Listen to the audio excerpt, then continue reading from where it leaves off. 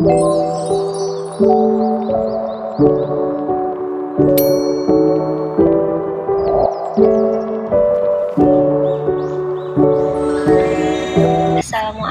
teman-teman. Perkenalkan, kami dari kelompok 10. Saya Ade Maladeni Fatwa dan 3 rekan saya yang bernama Agil Kurniati, Muhammad Fahri, dan Muhammad Suheryo. Jadi di sini kami dari kelompok 10 akan menampilkan sebuah video yang dimana di dalam video tersebut ada seorang siswi yang sedang bermain HP di dalam kelas di saat jam pelajaran telah dimulai.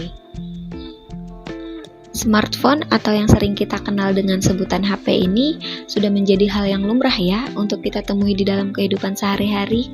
Bahkan tidak jarang pula anak-anak di usia sekolah dasar pun sudah memiliki HP masing-masing. Tidak bisa kita pungkiri juga, kita sebagai seorang pelajar sangat membutuhkan HP sebagai pusat mencari informasi. Oke, selanjutnya kita akan mengkritik apa aja sih dampak positif dan negatif dari penggunaan smartphone ini. Sebelum masuk ke dampak positifnya, alangkah baiknya kita menyimak video ini terlebih dahulu. Ya, Ibu ulangi lagi. Ibu mau bertanya yang 3 rakaat salat apa? Salat maghrib. Ya. Umi? Kok main HP? Ini HP-nya? Nggak boleh, Bu. Oh, sini. Kan udah peraturan sekolah, nggak bawa HP. Kok kamu bawa HP? Kalau bawa HP sekolah, harus dikumpulkan kan? Nanti kalau mama nelpon gimana? Sini. Nanti ketemu Ibu ya di ruang guru. Ya baik, kita lanjutkan lagi materinya. Umi dengarkan ya penjelasan Ibu. Oke, udah jelas semuanya? Sudah, Bu. Kalau sudah jelas, Ibu akhiri mata pelajaran pada hari ini untuk Umi. Nanti jangan lupa istirahat dulu Ibu di ruang guru ya. Iya, Bu. Ibu akhiri. Wassalamualaikum warahmatullahi wabarakatuh. Waalaikumsalam warahmatullahi wabarakatuh. Oke, itulah tadi sedikit cuplikan video yang dapat kami tampilkan. Sekarang kita akan mendengarkan dampak positif dari smartphone yang akan dipaparkan oleh Saudara Fahri. Dampak positif smartphone dalam dunia pendidikan. Yang pertama yaitu mempermudah komunikasi. Tidak bisa dipungkiri jika komunikasi saat ini sangat dipermudah dengan kehadiran smartphone. Hal ini juga berlaku dalam dunia pendidikan, di mana komunikasi antara guru, pelajar, orang tua dapat berjalan dengan lebih mudah dan dapat dilakukan secara massal melalui grup yang tersedia di aplikasi komunikasi seperti WhatsApp, Line, dan Telegram. Yang kedua yaitu media hiburan. Smartphone memiliki banyak fitur hiburan dan ini dapat menjadi media untuk membantu para pelajar atau guru untuk beristirahat sejenak dari kejenuhan mereka. Banyak aplikasi hiburan yang bisa menjadi sarana untuk pelajar sekaligus bermain bagi mereka. Yang ketiga yaitu meningkatkan pengetahuan. Salah satu dampak positif smartphone adalah dapat membantu murid-murid untuk mendapatkan informasi di berbagai mata pelajaran dengan sangat mudah. Hal ini sangat membantu mereka dalam mengerjakan tugas-tugas mereka dan dapat meningkatkan pengetahuan mereka dan dapat membantu mereka untuk meningkatkan prestasi akademik mereka. Yang keempat yaitu meningkatkan kenyamanan dalam belajar. Banyak pelajar atau guru yang merasa lebih nyaman dengan penggunaan smartphone karena smartphone membantu mereka untuk menghemat banyak waktu dengan satu kali klik saja di dalam kamar mereka dan dapat memanfaatkan waktu mereka untuk belajar berkomunikasi dengan teman, keluarga, atau guru mereka dalam waktu yang bersamaan. Yang kelima yaitu tersedianya teknologi yang lebih canggih. Smartphone memberikan banyak pilihan aplikasi berguna yang dapat membantu proses belajar.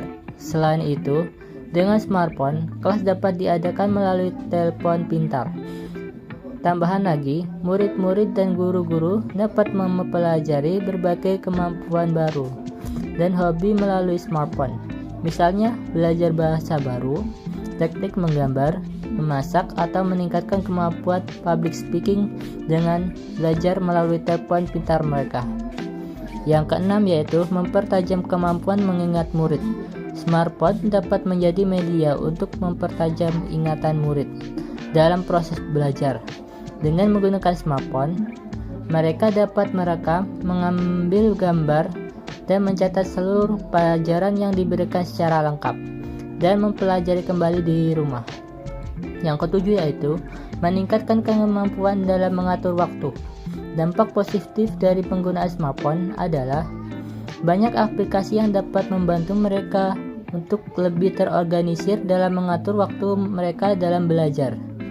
Mengatur waktu belajar mereka sehingga mereka bisa lebih tepat waktu dalam belajar dan mengatur skala prioritas dalam mengerjakan tugas-tugas mereka.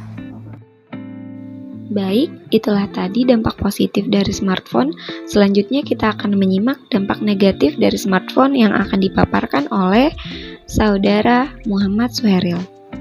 Selain memberikan dampak positif, smartphone juga memberikan beberapa dampak negatif di dalam dunia pendidikan. Yang pertama, tidak fokus saat belajar. Smartphone dapat mengalihkan perhatian murid-murid saat proses belajar mengajar. Tidak jarang, murid yang melewatkan beberapa pelajaran yang diberikan karena terlalu sibuk dengan smartphone mereka. Yang kedua, dapat menyebabkan kecanduan. Smartphone dapat membuat murid-murid kecanduan dan tidak bisa lepas dari telepon pintar mereka.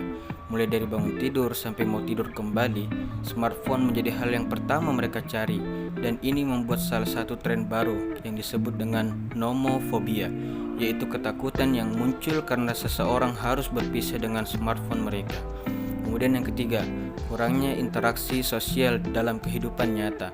Dengan munculnya banyak media sosial, membuat murid-murid memperbaharui apa yang terjadi dengan kehidupan mereka melalui smartphone mereka. Hal ini menyebabkan interaksi sosial yang di kehidupan mereka berkurang. Kemudian yang keempat, prestasi akademik menurun. Penggunaan smartphone secara tidak tepat dapat menyebabkan prestasi akademik menurun. Salah satu penyebabnya karena mereka tidak dapat mengingat atau menangkap informasi yang diberikan saat proses belajar mengajar karena teralihkan perhatiannya oleh smartphone mereka. Kemudian yang kelima, membuat kurang berempati dengan lingkungan sekitar. Untuk orang-orang yang sudah kecanduan dengan smartphone akan cenderung lebih cuek dan kurang berempati dengan apa yang terjadi dengan sekitar mereka karena mereka sudah asik dengan smartphone mereka.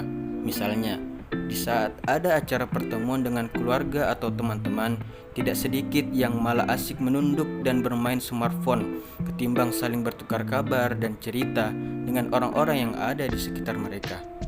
Kemudian yang keenam, meningkatkan level kecemasan dan depresi.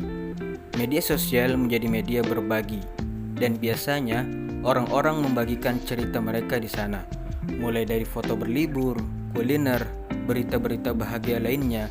Hal ini dapat meningkatkan level kecemasan dan depresi bagi orang lain yang tidak memiliki kesempatan untuk merasakan kebahagiaan seperti yang dibagikan oleh teman-temannya melalui media sosial. Kemudian yang ketujuh, resiko penyalahgunaan smartphone. Begitu mudahnya mengakses internet melalui smartphone jika disalahgunakan untuk mengakses situs-situs yang tidak seharusnya diakses oleh para pelajar. Misalnya, digunakan untuk mengakses pornografi, dan tidak sedikit kasus pelajar yang melakukan perbuatan tidak senonoh tersebut akibat kecanduan pornografi yang dapat diakses dengan mudah melalui smartphone mereka. Kemudian yang kedelapan, mengganggu kesehatan. Penggunaan smartphone secara berlebihan dapat mengganggu kesehatan penggunanya.